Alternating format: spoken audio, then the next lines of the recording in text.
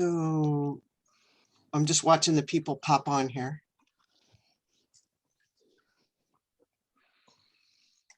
Give it about 1 more minute.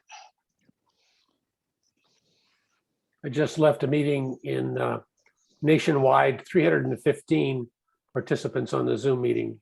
Wow. Nationwide. What was the topic?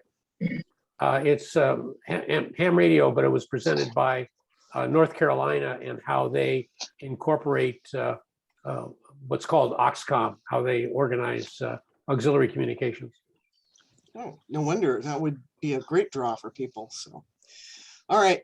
So we're recording and we'll go ahead and start the meeting. I want to acknowledge first that, thank you everybody who's coming and joining and learning about our exercise. I see a lot of new names who have not been in exercises before. So hopefully this will eliminate some of the fear factor of what did I sign up for? And so we've got pictures in our files and other things that we can share later, but today is really just to cover the basics of what we plan to do on our 2 weekends in September. I want to also acknowledge that we might be joined by some guests from Tohoku University in Sendai, Japan. There were at least 6 hub captains in a workshop yesterday between the UW and that university talking about community resilience efforts. And so we invited them to sit in and listen, and then we'll follow up with them later. They may have questions tonight. I haven't seen any. That's me, Cindy. Thank you so much. Oh, Liz. Yes, I am an undercover person from Japan. If you don't know, you wouldn't know that I'm from Japan. I'm not sure if our other colleagues will be able to actually join today or not, but I'll be here and I'll be reporting back to them. And let me just reiterate, we really loved meeting with so many of you yesterday, and we are definitely on board to keep learning. So thank you again, and thank you for the opportunity to listen in today. I'm so glad you're able to join. Good. And if you're the messenger, that's just great. So, all right. So Anne is going to do most of the briefing. I'll assist with a couple of specific slide comments, and Anne will tell you how she wants to handle questions, whether it's every slide or she's got breaking points. So I'm going to turn it over to Anne and let her share her screen. All right. Are you seeing it? Yes. Okay, we are having an exercise called Double Trouble, and we're calling it Double Trouble because there's actually 2 hub drills on 2 different weekends. So we'll go through kind of what to expect. The emergency communication hubs and the auxiliary communication service, which you will hear more about, the ACS, are both responding to a 7.2 magnitude earthquake on the Seattle fault. This is a drill. This is only a drill. So this is what we'll go through briefly. Types of earthquakes. We'll talk about the scenario, the goals of this exercise, the timeline, some final notes, and then I've got just a couple slides at the tail end for some of the newer folks to kind of share some of the lingo you might hear during the drill. I just want to go over it so folks aren't surprised. You know what, Kat? We shouldn't actually call. I'm going to mute people. I'm going to be brutal about it. So excellent. Make sure to remember to unmute yourself if you have questions.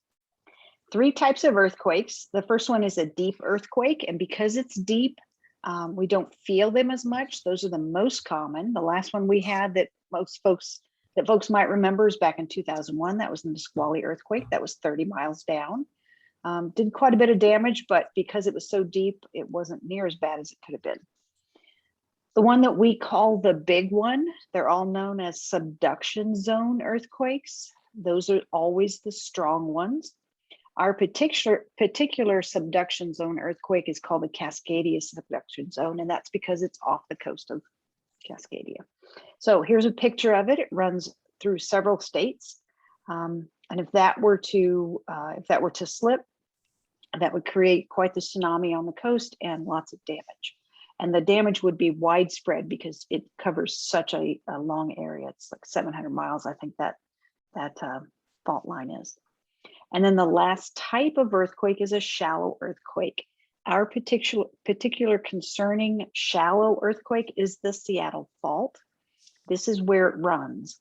It runs right through the middle of Seattle, right across the I-90 bridge. And that's actually the one that we're going to be pretending has slipped in this exercise. So that's it. That's all we're going to talk about as far as types of earthquakes.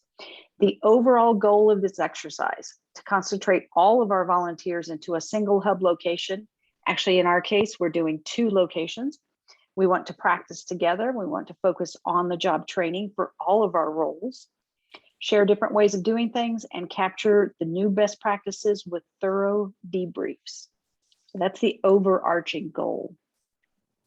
This is a graphic that's on lots of the promotional materials. We are having the exercise in 2 different spots, a north end and a south end location, 2 different weekends, both Saturdays. Both are 9 to 1.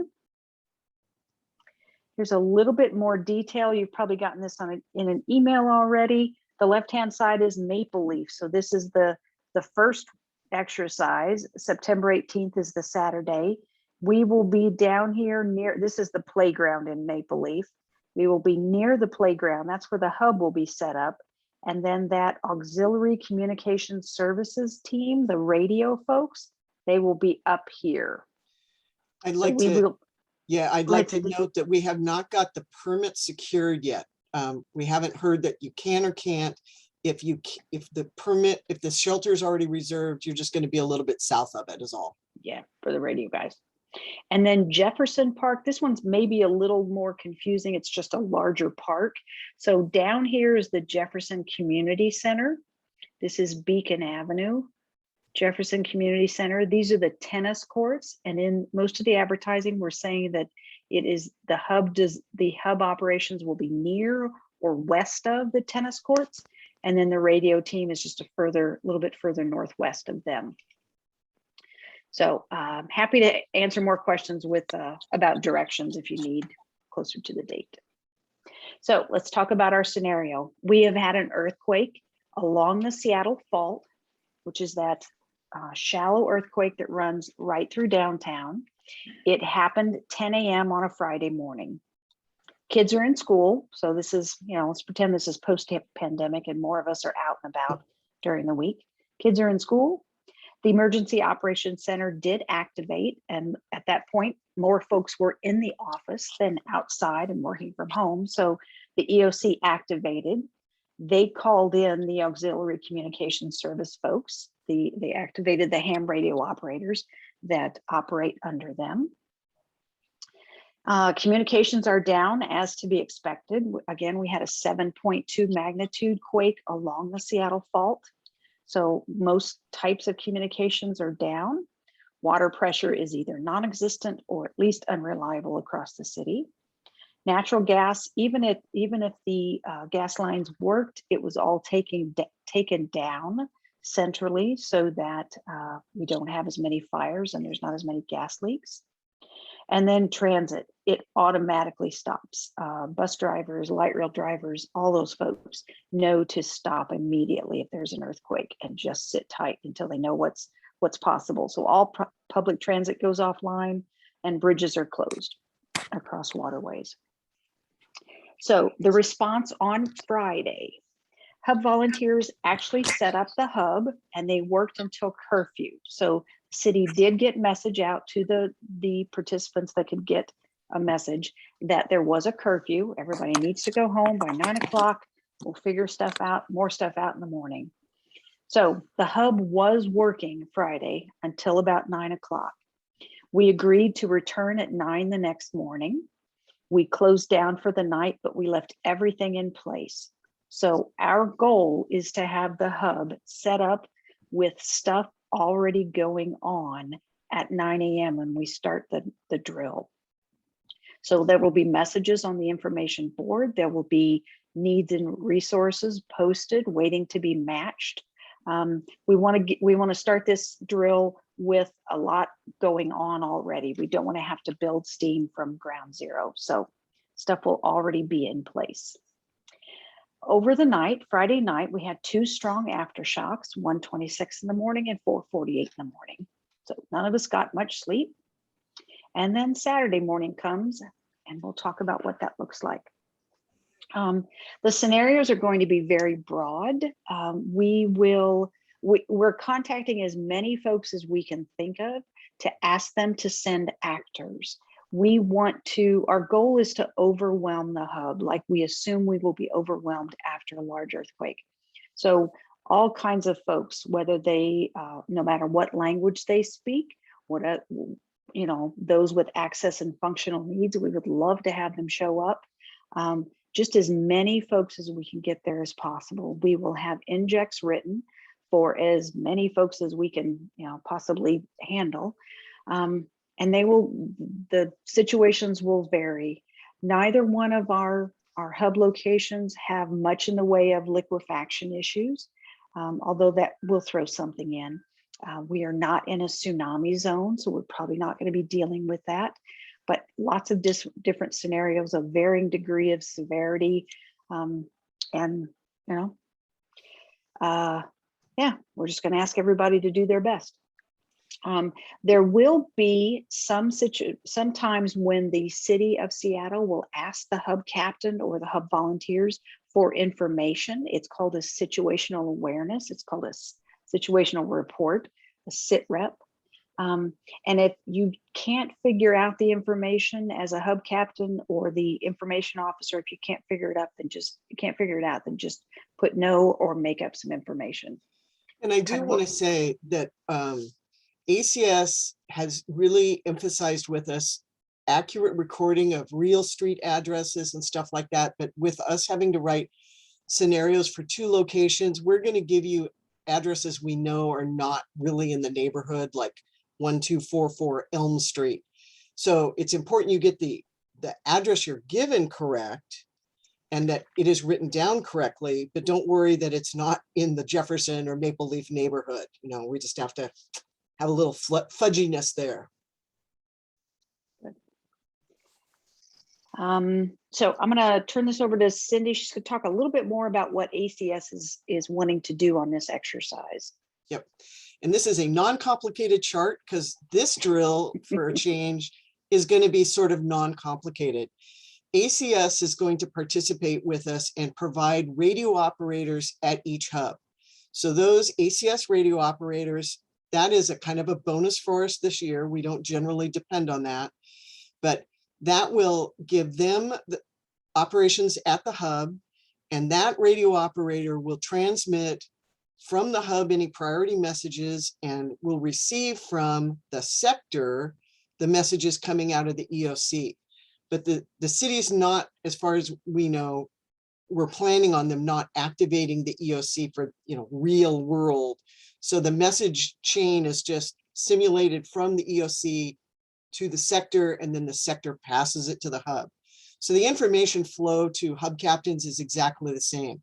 Outgoing messages go out through the ACS team, incoming come through them. So questions on that? Okay, and then for GRMS, we want to practice our GRMS radio operators so that they feel like they are with some other hubs who are involved in this disaster. And so we will be simulating some messages coming from surrounding hubs to your hub, and they may be messages of information of what's going on nearby. They may be requests for information. They may be requests for supplies to be shared. They may be offers of supplies to be shared. So each we'll be recruiting from the hubs GRMS radio operators for both shifts. And then we're going to simulate that. So we probably even need players to be off stage radio operators. And we will be specifically recruiting those ahead of time. So that's not a scramble the day of. Any questions about that? See, we can do this with a very simple chart, not all these arrows going everywhere. So I do have a question, Cindy. Uh-huh. Yeah, this is Bob Edmiston, Madison Park Hub. Great. So we're standardizing on MERS radios for our within hub area communication, but we can hit the repeaters using GMRS if we need to do that to communicate with sector. There will be no GRMS at the sector. Okay. not for this exercise. Yeah. Okay, what's a GMRS for? Hub to hub communications. Okay, yeah, we can use GMRS for hub-to-hub communications. Yep. We're using MERS for within our hub area. Yeah, these will be hub people, not ACS assets using GRMS. So, Okay. so my hub captains who have gone and got their GRMS license, we're going to let them work. Okay, I'll make that happen. Yep. Thanks. Now, Bob, Question? when you said you'll make that happen, there's only the Northeast Sector ACS group, and we just met with Catherine and Tim, so I realize this information hasn't gotten out to ACS. There's only the one location at the Maple Leaf Reservoir. Oh, okay, never mind then. Yeah. Another question? Yep, go Question, ahead. Cindy. Pat Spencer here from Lakewood Seward Park. How will the hubs be communicating with the ACS sector? Paper messages or radio, or how will that happen?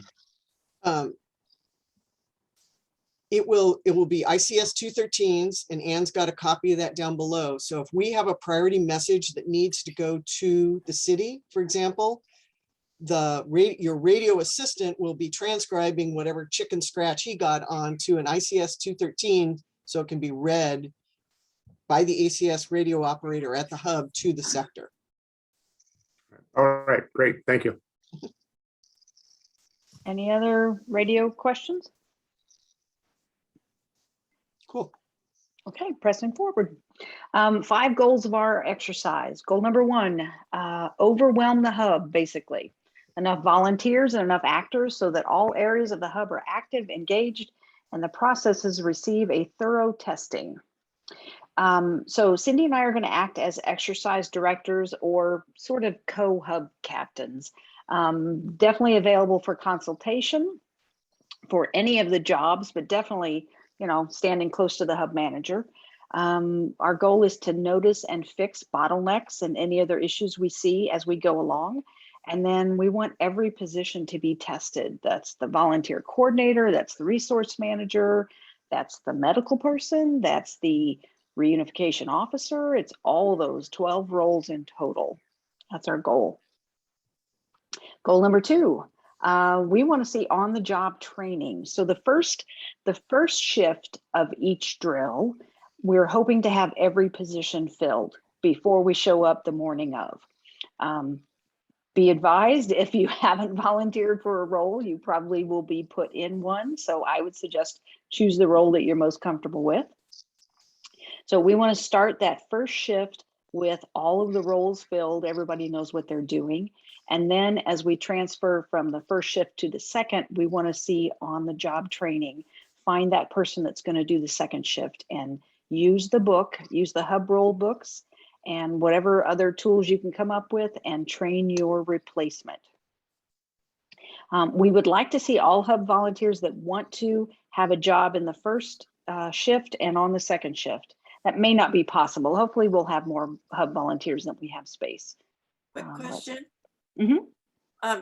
Erica HPIC, you said use the books. Are those going to be provided, or as the first hub manager, do I need to go retrieve mine and bring it with me? No, we'll have the list of what people have to bring, and you do not have to bring that. Yeah, we'll provide the books. And I've put in the chat the link so that all of you who are going, I really like that greeter job. If you want to go snag it, there's the link for you right now. Good job, Cindy. Okay, goal number 3, we are going to work on our perennial weak points. Legible handwriting, always an issue. Clear communications, we will look at the radio message that came in and then what made it onto the whiteboard, the information board, and we want to see how close those are. Or did the telephone game break down and what came from the city and what got put up on the board are radically different. So we're going to look at things like that. We want to see how many matches are made between needs and resources, or a service that's needed and a service that's available. So we'll talk a couple times about this, but after the first shift, our goal is to take pictures of all the boards that are available, or all the spaces where the forms are. We want to see what's there And then we'll resume play for the second shift. And then at the end of the second shift, we want all those papers collected, and we want to see how many matches are made. So at some point, yeah, when you make a match, if you're the resource manager, you've made a match between a lost dog and a found dog. Hook those two pieces of paper together, staple them, and then we will have a spot for you to throw them so that they're off the board and you've made the match success. So that's the kind of assessment and analysis we're going to do at the tail end of this thing, just to see how many of these matches we've made.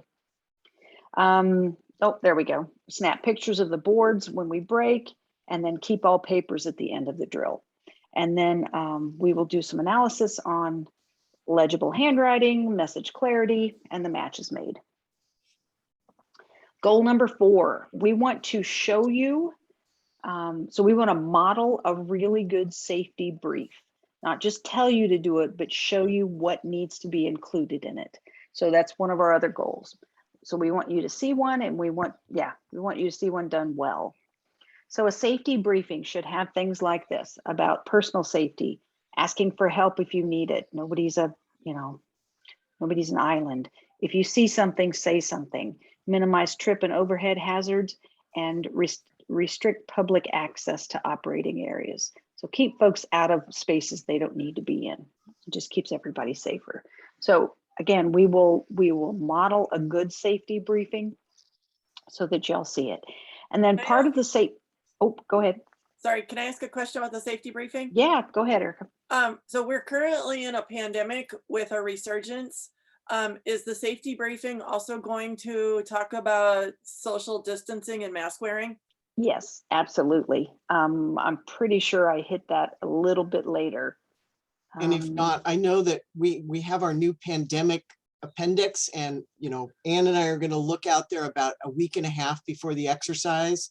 And if we have to play by pandemic, if they have not shut down outdoor events, but we think it's in everybody's safe interest, we may bring that whole annex to play. Yeah. Somebody asked if we can repeat the hours. I'll go through the timeline. That's another shift. And I believe there's 12 roles on the sign up sheet. Oops, sorry.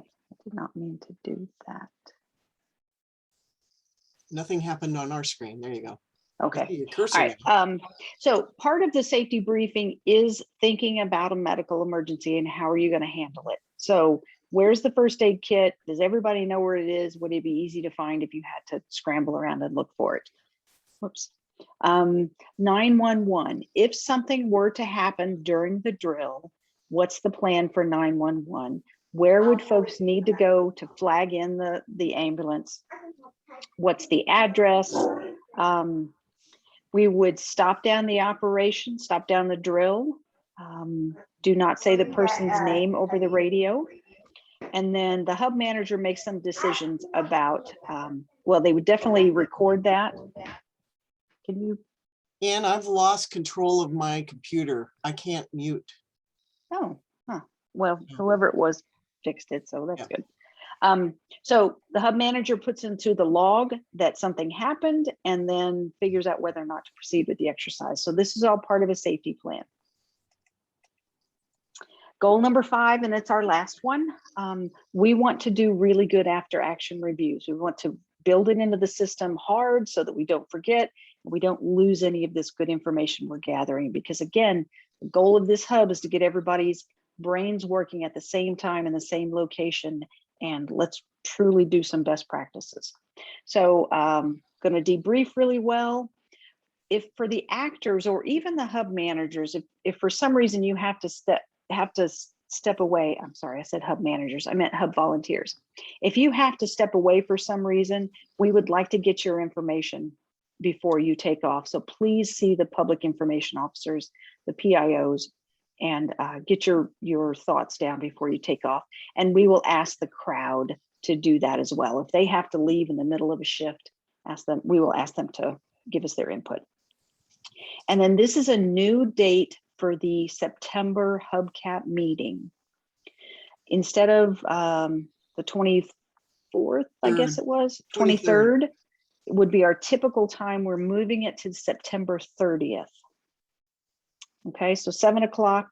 We'll be sending out more information about that, but that's when we will do the after action summary. It gives Cindy and I enough time to take a look at what we saw from the matches and all that. It captures both hubs exercises that way. Otherwise, we'd be doing a meeting in between exercises. Yeah. Okay. This is our timeline. So Cindy and I are probably going to show up at 7, but we'd like folks to show up at least 7:30 to help us. There's not a whole lot of gear to put up, but there's a lot of arranging that needs to be done. So would love to have you show up early and help us. Again, we will assign roles if some of those spots are vacant. About 8:50, radio operators will do their radio checks, and then 8:55, we'll have that first shift safety briefing. And then either Cindy or I will talk to the crowd mostly. The volunteers, you guys know what you're doing, but the crowd doesn't really know what they're doing. So we'll say some words to them. And that'll be just a little bit before 9. And then 9 o'clock, the exercise begins, and we just start accomplishing our goals. And I would like to add, please don't show up at 9, like 8:58 and hope you're going to find a parking place nearby. I mean, just give yourself enough time so that you are there for the briefings and we don't get late starts, because this will be a lot of people playing. Yeah, hopefully. So 10:30, we halt the exercise. That's 90 minutes of play. We will debrief with the first shift volunteers. We're hoping to go really, really fast. We don't want stories. We want really succinct feedback from folks if we can get it. And that's when we will stop and photograph the boards for our recall later. And then back at it about 25 minutes later, do that second shift safety briefing. Again, either Cindy or I will address the group there, the audience, the actors, and kind of tell them what's going on. We start the exercise back up at 11. We go till 12:30. We debrief a second time, and this is when we physically collect paperwork. Exercise is over with at 1. Hopefully it won't take long at all to break stuff down and pack away in our cars, and then we're out of there. Any questions about the timeline? This is Carolyn from the Choboji Hub. So are we only going to get actors doing the, being the public that needs help, or anybody in the park that happens to wander by? Oh yeah, anybody that shows up. And hub volunteers. And hub volunteers who are unassigned. Like if you really couldn't come until, like, let's say 10, and you're going to plug into a role in the second shift, you've got an hour where you can be an actor. So we'll take all sorts of people. Yeah, we need everybody to play. Somebody asked a question. I forgot. I just looked at it. And Anna, do you want a bunch of scouts? Yeah, we are reaching out to scouts. Go ahead. Yeah. Hey, Anna, it's Kat. So this is awesome. If you want, I can work with the scouts to get the word out to all the troops in the South Seattle, West Seattle area on the south end, probably on the north end as well, but I'm less plugged in on the north end. Absolutely. So I would think we probably want them mostly as actors, but if you want some of the more experienced ones who have their emergency prep badge already to be volunteers to fetch and carry and do whatever you want for the scenarios, I can organize that as well. Yeah, absolutely. You're on my list of people to contact. Yeah, go ahead, Cindy. It turns out we have roles that never get formalized, but every drill we exercise, we go, oh yeah, we need runners, and scouts are fantastic at that. Take this message from the radio operator and stay by the hub captain or hub manager until they give you a response. And just so you know, my screen is completely frozen. So if you're going to have to watch the chat because I can't see it. Okay, I can see it. Somebody asked about the job descriptions on the sign up. I thought they were there, but maybe they're not. If you want to contact us, either Cindy or I, we can send you like a brief description of the roles. That will probably help. If you have access to the Google Drive, they're in the folder that's called the Hub Books. And then Erica said, some of my volunteers only want to be actors since this is their first exposure. I think that's fabulous. You will learn so much. You will really get a good sense of how the hub works by being an actor. It is really a good way to learn. I would not discourage anyone from just doing that, especially in the beginning, and then maybe jump and actually be a volunteer working in the hub. Oh, everybody, everybody is welcome. We have reached out, Cindy has reached out to so many folks already, and we still have a big long list of folks to contact. We are inviting as many people as we can get. So, within reason. Question? And we'll see what Yeah. COVID's doing at the I time. heard Frank, and then also don't forget your work on your local next doors is helpful too. Just because we Yeah. contact people doesn't mean they're going to show up. So overkill is better. I think I heard Frank. Yeah. My only question at this point is on the safety briefing, are you going to ask any of the hub role players if anybody has a current first aid card? So if something does happen, you've pre-identified people who could respond to that, because if we're going to be overloaded with people there, it might be good to have that information on board at the start. I wrote it down. Thank you. Yeah, Cindy and I are both scratching our pins. I can tell. That's a genius one. Thanks, Frank. Thank you. Okay, so just a little bit on actors, injects, and other surprises. Actors, we are reaching out, like I said, reaching out to folks with access and functional needs. So you may see somebody on the autism spectrum or in a wheelchair. You may see people whose first language is not English. The forms that we're going to use as far as like the everyday resource forms, Cindy and I are still kind of picking our favorites, so we're not exactly sure what the forms are going to look like when we show up. Other surprises, the city is in the process of redoing their situational awareness form, their sit rep form, so that may be a little bit new to you. And then Cindy and I have a couple little surprises that will make the day. Please mute your. And then we've got a couple other surprises planned. So it should be a lot of fun. We're not trying to kill anybody, but we're going to take good advantage of this whole opportunity. Do you want us to bring our hub supplies? Nope, everything will be provided. Our hub radio folks being asked. I'm going to go back while she's reading. We are going to ask you to do some things. So hold that thought though. Yeah. We need you to do things, not bring things. Well, chairs, bring your chairs. Yeah. Louise, can you email either myself or Cindy? I'm not exactly sure what your GMRS radio question is about. Oh yeah, let's save radio stuff for later. Yeah. So on Saturday morning, we're just about done. On Saturday morning, the public and you guys, if you need help, if you didn't get there early enough, look for the balloons. That's how they're going to find the public information officer tables. So that person that's going to kind of guide them through what a hub is. And that's where we'll be handing out the scripts as well. Or injects. I use both words. Please bring your own chairs. We are not going to provide chairs. It's just too much gear for Cindy and I to haul to the spot. Think about carpooling because parking might be an issue. Again, the forms, who knows what modification we're going to bring. And then these are the asks. These are the things we need from you guys. We need public information officers. The ACS, the radio communications folks, they have one, and I believe Susanna is on here, and I think Susanna is the PIO. Yeah, she's waving her hand, so that's a good one. But we do need a hub public affairs officer, public information officer. So please raise your hand, not right now unless you're dying to. Put it in the chat that you want to do it.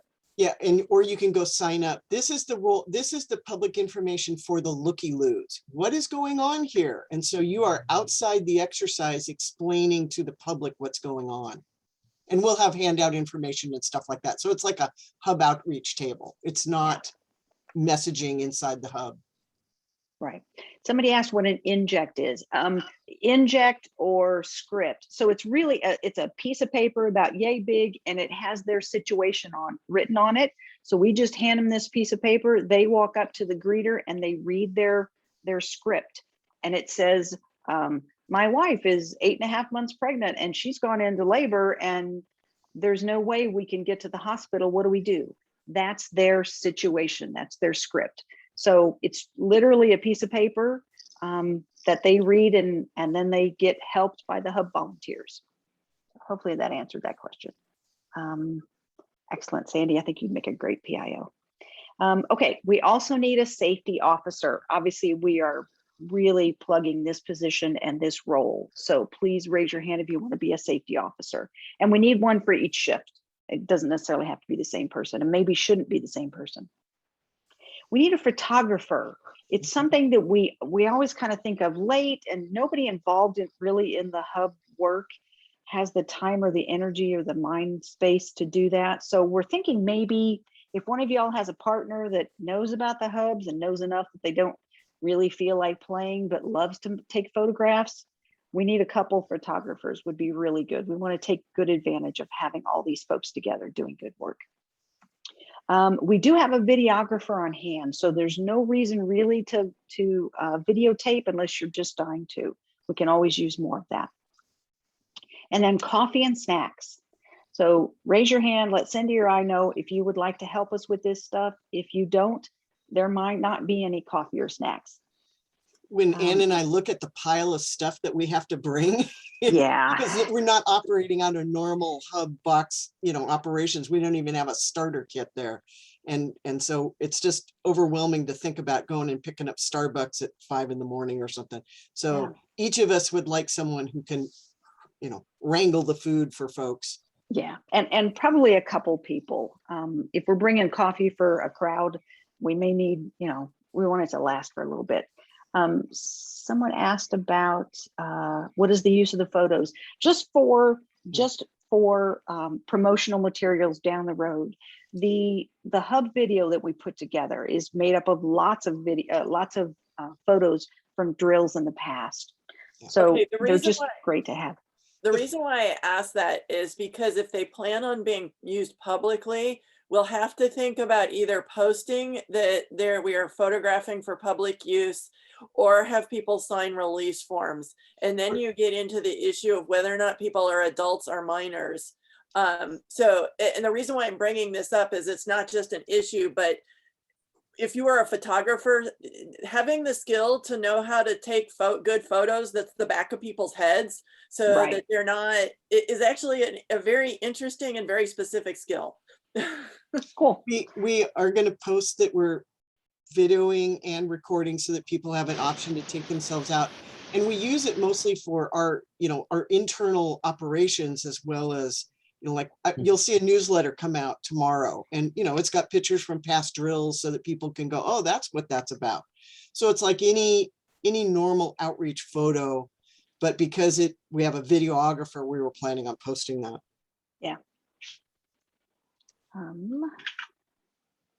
Okay, so this is the tail end of my slides. Remember to stay flexible. The goal is to help. The goal is not perfection. So really, we're going to learn so much. It's going to be so much fun. So I'm going to stop here for just a second. Does anybody have any questions about the drill? I'm not seeing any hands waving. Okay, excellent. If you can hang on, I've got just a couple more slides. It's mostly around what to expect, and it's kind of for the people that haven't had a lot of education haven't done a lot of drills, so our newer hub folks. And then also, if you don't know much about what to expect after a disaster, it will be really helpful. It's like 6 slides, it'll go really fast. So impacts of a magnitude 7.2 Seattle fault earthquake. There's something called lifelines, and this is more so in the emergency management world, but they divide everything into lifelines, and one of those is water. So let's talk a little bit about how water gets to us in Seattle and how it's not going to get to us after a disaster. So pipes that go across the fault lines are frail, they fail, and the reservoirs drain out. And then also there's problems with wastewater. A lot of the lines that give us water have a pipe right next to them where the sewage is taken away. So a lot of those are going to fail really quickly. This is how Seattle gets our water. 30% of our water comes from way over here, the Tolt River watershed. And then the other 70% comes from the southeast, the Cedar River watershed. So those are a long way away, and they have to travel through a lot of pipes to get to us, which is why we lose water after a disaster. Pipes, water and sewer pipes are very, very old. Here's another picture. Here's again, those two watersheds, Tolt's at the top and Cedar's at the bottom. Those black lines are the pipelines, how they get the water to Seattle. Over here is Seattle. So the brown areas are where liquefaction happens during an earthquake. And liquefaction is when the earth shakes during an earthquake, the ground, because it's wet and it's not super solid bedrock, it turns to quicksand sort of. So the pipelines running through that quicksand-like material snap. And then when the earthquake stops and everything stops shaking, that ground turns back into hard soil again, but those pipelines have broken. So really hard to fix because they're really deep, but all these brown areas are where the soil is not super stable. And so anytime a pipeline crosses that brown area, like here and here and here, those are our areas where the pipelines will almost certainly break. So yeah, all of these red spots are where we're probably going to lose a lot of water. What else is in here? Yeah, the yellow is the Seattle fault line. Yeah, so it's just an example of why we're going to lose water. It has to come from a long way away, and it has to travel across several liquefaction zones. So back to the lifelines. Electrical power, it's messed up. Trees actually do fairly well in earthquakes, but telephone poles do not. So we're going to lose power. Communications, even if the cell phone towers are working, they're going to get overloaded really fast. Hardwire phones or landlines, they work really, really well, except when their wires, their copper wires, go across liquefaction zones. So you'll hear this more than once. It's kind of in the natural gas thing, gas lines as well. Everything works well except where it goes across a liquefaction zone. So that really messes up our situation after an earthquake, that liquefaction zones. Another thing you might hear during the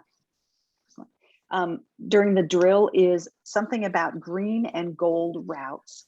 And they chose green and gold because we're the Emerald City, blah, blah. But it's the pattern that the city of Seattle uses to plow the streets.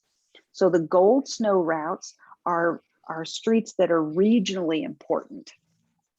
And the emerald snow routes are streets that are important for the city to do their business. So the link is down here. You can go and see the green and gold routes near your hub, near your house or whatever. You might know this already, but this same process that the city uses after snow to clear streets, they will use the same process to clear streets of debris after a large earthquake. So these green and gold routes are going to be the ones that get cleared first. So the city may ask something about, we're sending trucks. Well, they may say, how does your green route look or something? I don't know. I don't know what the question would be, but just be advised the green and gold routes are words you might hear during a disaster or post-disaster. And I believe that they are on the UASI maps that we laminated and gave everybody. Sweet. I'm pretty sure that was the underlying GIS map that they selected, so that as you are getting reports of this street's closed, if you're marking it off and you go, ooh, that's a gold one, you can understand the impacts right away. Somebody asked if the Maple Leaf Reservoir is going to burst or crack or whatever. I don't know. We'll see if that happens during the drill. This is an old situation report, a SITREP report that has been used by someone. So this particular one is you're just guessing how many of these things are affected, 10%, 25%, or 50% of the public buildings in your area, of houses, apartments, bridges, schools. So when we talk about a situational awareness, that's kind of what they're asking about. The city might ask, they might ask is something as simple as, are things getting better, worse, or are they staying the same? Or they may ask for very specific percentages of, you know, of the 3 schools in your area, how many are functional or something like that. So sit reps, situation reports. This is another form that you will probably hear sometime during the drill. It's called an ICS 213. ICS stands for Incident Command System. This is the system that the US and probably the world uses so that every time emergency management folks respond to a disaster, they're using the same language. The person in charge is always the incident command manager. The person that's handling logistics is always called the same thing. The person that talks to the public is always has the same name. This incident command system is a universal way of managing disasters so that everybody knows, regardless of whether you're from Georgia or California, if you step in to help with an emergency, you're going to understand the chain of command and how things should work. So ICS, Incident Command System, and this is just the Form 213, which is how messages are sent back and forth through the radio. The information you need to give to the radio operator will be put on this form. And when they get information back from the city or whomever, they will put the reply on the bottom. And so we don't train to ICS, although when we compare the structure of the hub roles to incident command roles, there's a lot of similarity. We just happen to use more English words so you don't get freaked out by thinking you're the incident commander. And so we use the ICS forms because that's the protocol for ACS, because it plugs into what the city uses and supports. So there's some good overlap where we can adapt tools that work for everybody and they're not too hard and confusing for the hubs. Somebody in the chat asked about the situation report and where are we getting that information. We're going to try and stage it so that the hub manager could make a pretty reasonable report back to the city about the situation. And if you don't have the information and the city's asking for it, just make it up. Or if you don't have that information, you can always say, I don't have that information. And I'll give a couple of examples so you can see where our heads are.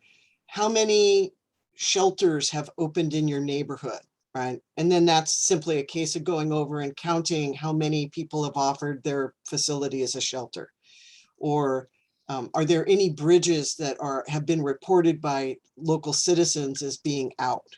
So it's not, you know, tell us how many gas leaks people smell or whatever. It's pretty easy that it's consistent with what should be being reported at a hub to begin with. And then also in the chat, someone put, is someone doing the windshield survey? So the windshield survey is done by the fire department. It's not something we do. We may have an inject of that. You know, the fire department folks just stopped by and gave us the results of their windshield survey. That would be a great inject, a great script for someone to read. And then as the hub volunteers, if they walked up to the greeter and said, hi, I'm from the fire department and I have the results of the windshield survey, the greeter needs to know where to send them. You would send that person to the information officer and that information would get up on the board so the public could see it. And who knows, maybe you do other things with that information. Depends on what it is. But the windshield survey is something the fire department does. We do not, as hub volunteers, we don't do it.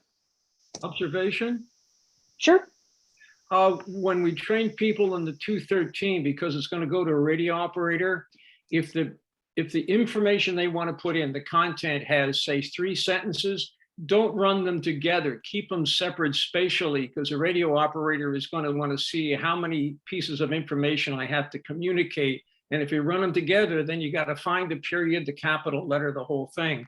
So if they just print clearly, and you might have 3 separate things in there, then they know the message is Bullets. 3-part, and and it makes it so much quicker for the radio people to deal with it. Excellent. Thanks, Frank. You're welcome. Almost done here. Oh, there we go. We are done. Remember to stay flexible. The goal is to help. The goal is not perfection. So any questions? Can you unshare your screen so I can see if I can? Yeah, I just get did. back online. Um, That didn't help. I'm toast. yeah, there's folks that are offering to do things. That's great. We're capturing it in the chat. Are there bathrooms where on these sites? Yes. Fabulous question. Yeah, Maple Leaf and Jefferson Community, Jefferson Park both have bathrooms. Yeah, that was a requirement. So parking might be an issue, but bathrooms are available. And Anybody has tons of zucchini, you can make zucchini bread. I did. Go ahead, Sandy. have we reached out to Seattle Police and Seattle Fire to see if they would come by? Yeah, we're in the process of doing that. Thanks. I will say that we're going to put this presentation in the Google Drive, and we'll send the link out once it's in there for, when the video gets up and all that. Our planning document and our Injects and our participants guide are all in there. So I'm going to ask you to be honest and stay out of those. Make it fun for yourself and just be surprised. But as soon as we have determined what forms we're using and a couple of the other details that we still have to nail down with our working partners, we will get the participants guide in your hand at least a week before, 3 days before the actual exercise, just to remind you. But your preparation for this is really, having signed up for a role if you want, offered to do any of the special roles we're recruiting for, the coffee, and bringing a chair, and otherwise bring your good attitude and your resilient thinking and your problem solving and your good handwriting. And that's all we need from this exercise. Any other questions? Do we have any questions from the folks from Tohoku who are listening?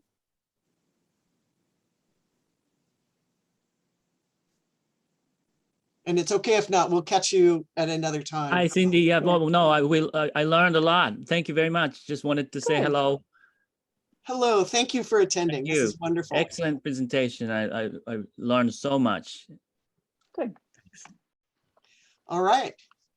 So Anne, I think we're done, and I'm not sure if I'm going to be able to end the meeting, so I'll just kind of wait and stop the meeting when Anne tells me everybody's gone. Thank you, everybody. We really appreciate your participation and enthusiasm. Thank you, guys. A lot of work. Thanks, guys. Thank you. Bye-bye. Bye. Thank you. All right. Thank you. Mhm. Good night, Thank you. everyone. Thank Good you very night. much. See you in September. Yeah. And I had one that said, how many? And then I stopped writing. So I got to remember what that one is. Okay, so things are now updating. Oh, finally. What do you think happened? I do not know. It just Weird. completely stopped. And it was right after I posted the link to the Oh, for survey. the sign up? Yeah, so I don't know Yeah. if I did it to myself or what. All right, Bummer. I'm gonna stop Okay. recording because it looks like I can do that. Okay. The folks that are still on, do you guys need something?